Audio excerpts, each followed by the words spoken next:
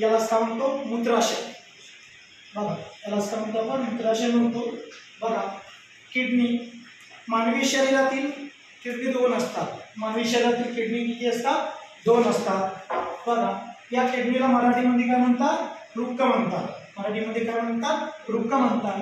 आणि किडनीचा अभ्यास करणाऱ्या शास्त्राला काय म्हणायचं नेफ्रॉलॉजी. काय म्हणायचं किडनीचा अभ्यास करणाऱ्या शास्त्राला नेफ्रॉलॉजी.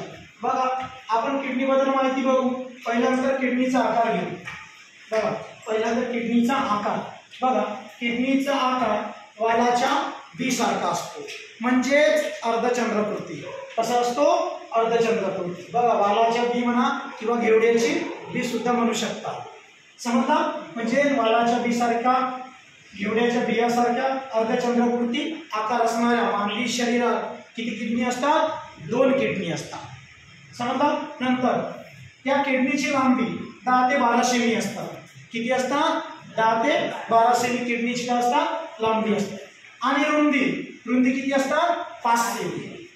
बघा किडनीची लांबी 10 ते 12 सेमी आणि रुंदी किती असतात 5 सेमी आणि जाडी असतात 4 सेमी. जाडी किती असतात 4 सेमी. बघा दोन्ही किडनीचा रंग. बघा दोन्ही किडनीचा रंग कसा असतो लाल असतो. आणि बघा उजव्या किडनीपेक्षा डावी किडनी काय असते वर असते. बघा उजव्या किडनीपेक्षा डावी किडनी काय असते थोडीशी वर असते. बघा हे तुम्हाला दिसत आहे. ही वाली थोडी वर असते आणि हे खाली असते. समजलं. कारण जठरा करताना लक्षात ठेवा याच्यावरती काय लिव्हर आहे ना लिव्हर आणि इकडे जठर आहे. या करताना बघा खालीवर दोन्ही किडनीचा आकार झालेला आहे. नंतर वजन सरासरी किडनीचा वजन असतो 140 ते 160 ग्रॅम. बघा 140 ते 160 ग्रॅम असतो सरासरी. त्याच्यामध्ये स्त्रियांमध्ये असतो 115 ते 155 ग्रॅम. स्त्रियांमध्ये असतो 115 ते 155 ग्रॅम आणि पुरुषांमध्ये असते 125 ते 170 ग्रॅम. समजला. हे वजन सरासरी.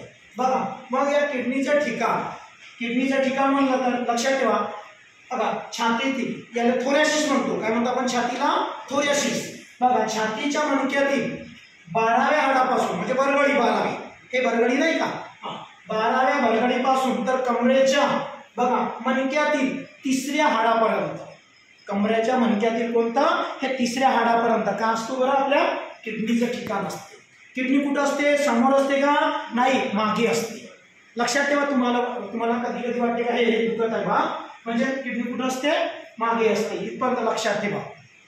नंतर बघा उदाहरणार्थ आता हे झाली किडनीची आकृती.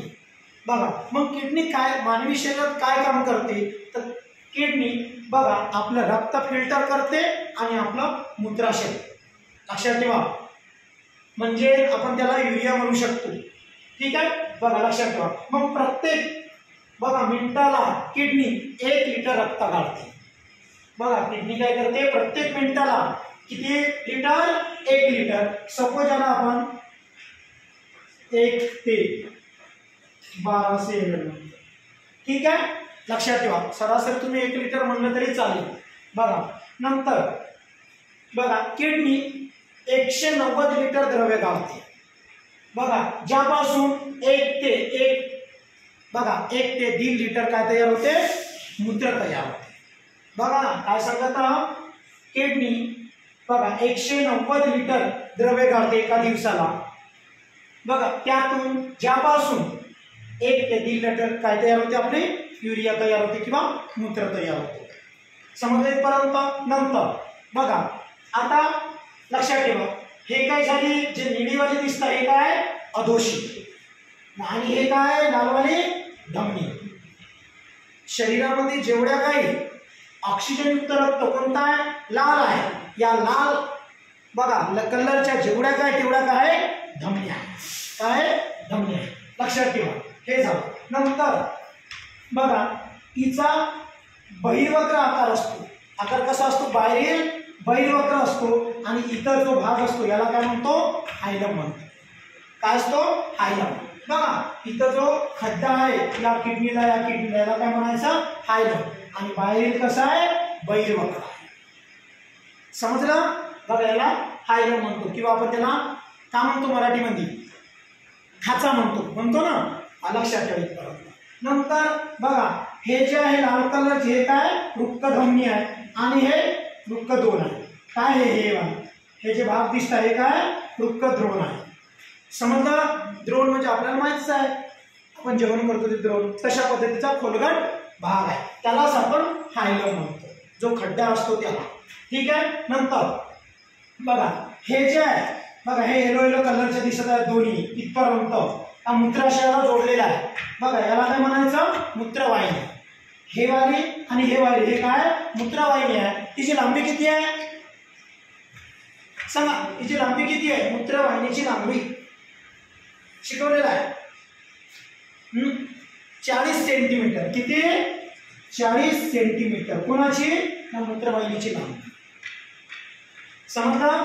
लक्षात ठेवा. आणि कोणाला जोडून आहे, मूत्राशयाला जोडून आहे. आणि हे मूत्राशय बघा एका वेळेला अर्धा लिटर मूत्र साठवून ठेवते. काय ठेवते इथं, बघा इथं तुमचं बाथरूम किती म्हणजे युरिया किती साठवून ठेवते, अर्धा लिटर. अर्धा लिटरच्या वर जर झाला तर तुम्हाला मग बाथरूमला जावं लागतं. मग तुम्हाला माहित होते की आपल्याला बाथरूमला लागलेले आहे बा. समजलं का. जर तुम्ही जास्त बघा युरिया साठवून ठेवण्याचा जर प्रयत्न केला तर तुमच्या किडनीवर काय येतो, ताण येतो. असंच जर तुम्ही नेहमी करत राहिलं तर किडनीमध्ये काय होतो, कॅल्शियम ऑक्झॅलेटचे काय होते, बारीक बारीक खडे पण तयार होते. समजलं का. म्हणून पाणी जास्त थंड किंवा पाणी जास्त अति गरम पेल्यानं सुद्धा इथं काय होतो, किडनीवर परिणाम होतो. बघा पाणी जास्त थंड किंवा पाणी जास्त गरम पेल्यानं, पाणी साधारण बघा साधारण कोमट पाणी पिलं तरी चालते. ठीक आहे. लक्षात ठेवा. बघा नंतर इथं आल्यानंतर इथं अर्धा लिटर साठवतो, अर्धा लिटरच्या वर म्हणलं तर तुम्हाला मग बाथरूमला. ठीक आहे. लक्षात ठेवा. याला काय म्हणायचं, मूत्राशय. बघा याला काय म्हणतात, ब्लॅडर म्हणतात. इथपर्यंत लक्षात ठेवा. आणि हे बघा युरेथ्रा म्हणतो आपण याला इंग्लिशमध्ये काय म्हणतो, युरेथ्रा. हे नंतर बघा मूत्र उत्सर्जना नलिका आहे, याच्या मार्फत तुम्ही म्हणजे मूत्र बाहेर टाकलं जातं. रोज 4 ते 5 लिटर मूत्र आपण बाहेर टाकतो. उन्हाळ्यामध्ये कमी प्रमाणात, हिवाळ्यात जास्त, पावसाळ्यात जास्त. आता ते तुमच्या पाणी पिल्यावर आहे. समजलं का. तुम्ही काही जण खूप कमी पाणी पितात, काही जण खूप पाणी जास्त पितात. लक्षात ठेवा. नंतर बघा या दोन्ही किडनीच्या वरती हा जो भाग देतो याला काय म्हणायचं, वृक्कस्थ ग्रंथी. काय म्हणायचं, वृक्कस्थ ग्रंथी. हे वालावालचा भाग.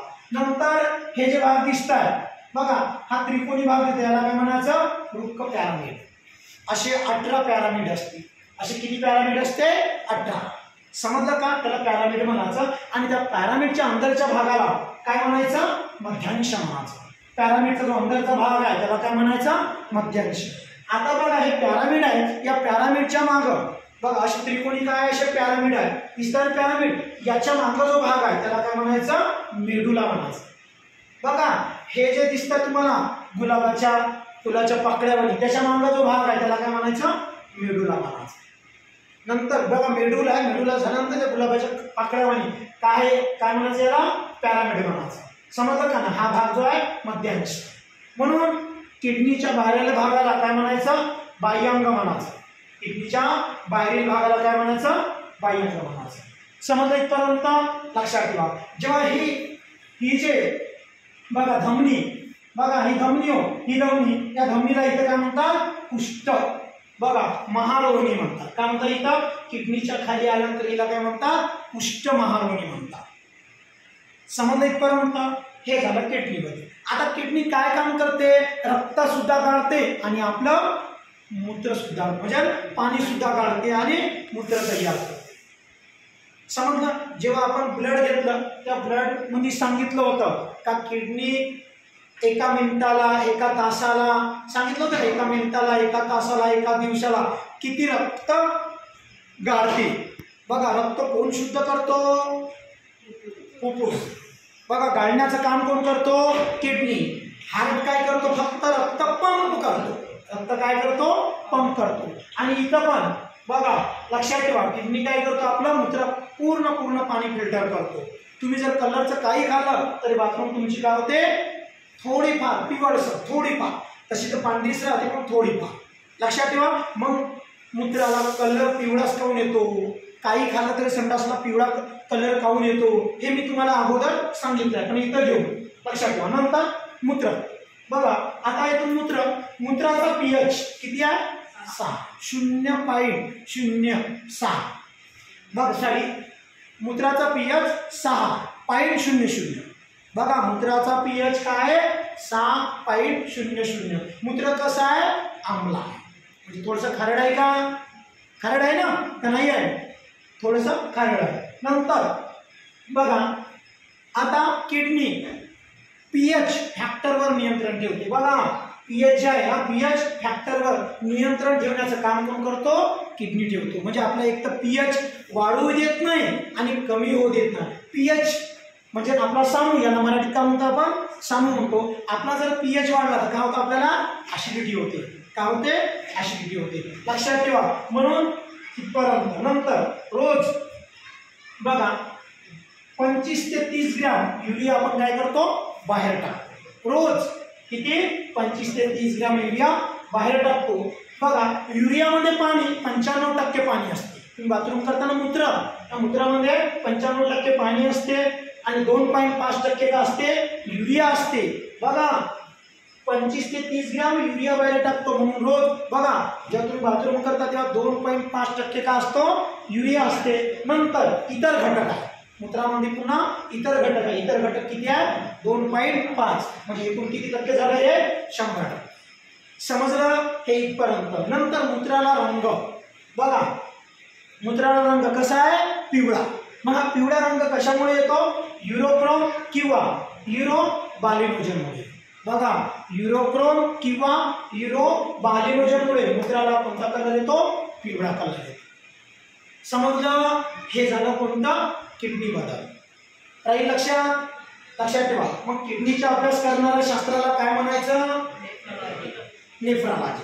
बघा उदराच्या काय सांगितलं? उदराच्या पाठीमागील बाजूस कणाच्या, बघा प्रत्येक, बघा उदराच्या बाजूच्या पाठीच्या कणाच्या, बघा एक, बघा 2 किडनी आहे ना, एक याप्रमाणे का असतात? किडनी असतात. समजलं का? आकार कसा आहे? घेवड्याच्या बियासारखा, तुमच्या वालाच्या बियासारखा. लक्षात ठेवा. लांबी सांगितली, जाडी सांगितली याची. लक्षात ठेवा इथपर्यंत. आणि एक किडनी 10 लाख नेफ्रॉन्स तयार करतात आणि दोन्ही किडनी म्हणून किती लाख नेफ्रॉन्स होते? किती? 20 लाख.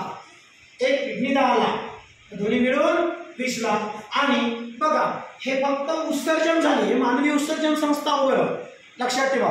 मग युरियास आपण उत्सर्जन करतो का? नाही. घाम. बघा नंतर घाम येतो.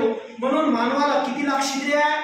20 लाख छिद्र आहे. या 20 लाख छिद्रातून आपण काय करतो? रोज घाम बाहेर टाकतो. आणि या घामामध्ये सुद्धा काय काय आहे बरं? घामामध्ये सांगितलं होतं का? घामामध्ये आपण क्षार बाहेर टाकतो का? हो, क्षार बाहेर टाकतो. मग उत्सर्जनामध्ये कोण कोण येते? बघा आपली त्वचा, लाळ, नंतर ग्रंथी, घामग्रंथी, एवढ्या काय उत्सर्जन आहे. समजले इथपर्यंत? काही लक्षात? बघा नंतर बघा वृक्का आणि वृक्काच्या कार्यशक्ती. आता जर किडनीची कार्यशक्ती कमी झाल्यास तर तुम्हाला डायलिसिसवर ठेवतात. किडनीची कार्यक्षमता म्हणजे किडनी काय केली आपली फेल्युअर होत आहे बा, तेव्हा तुम्हाला काय ठेवते? डायलिसिसवर ठेवतात. बघा नंतर वृक्क आणि मूत्राशय बघा एकमेकांना युरेटरा, बघा हे युरेटराद्वारे जोडली जाते. बघा हे आणि हे दोन्ही कशाद्वारे जोडले जातात? युरेटराद्वारे जोडले जातात. इथपर्यंत लक्षात ठेवा. बघा हे झालं किडनी बद्दल. आता किडनीला होणारे रोग खूप सारे आहेत. बघा भरपूर सारे रोग कोणाला होतात? किडनीला होतात. इथपर्यंत लक्षात ठेवा. समजलं? मला काही प्रॉब्लेम सांगा. जेवढं शिकवलं तेवढं थोडंफार प्रमाणात समजलं का? कोणाला नाही समजलं?